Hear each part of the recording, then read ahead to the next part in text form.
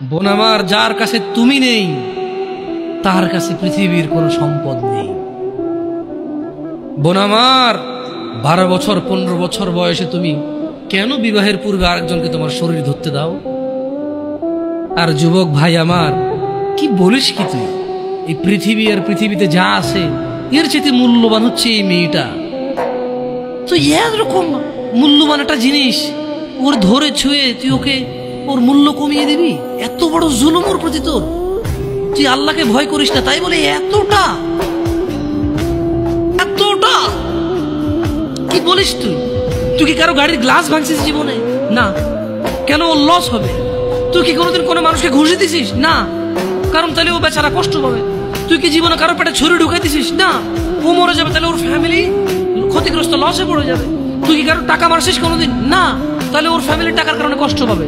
তাহলে তুই কেন তুই এত ছোট ছোট বিষয়গুলো খেয়াল রাখিস যে আরেকজনের লস হবে? তাহলে তুই এই মেয়েটার জীবনটাকে তুই কি করলি? তুই পুরো পৃথিবী আর পৃথিবীতে যা আছে সবকিছু বিক্রি করলে যে সম্পদ হবে, সবকিছু অর্জন করলে যে অর্জন হবে, এর চাইতে মূল্যবান তুই ওকে সতীত্ব থেকে বের করে নিয়ে আসলি।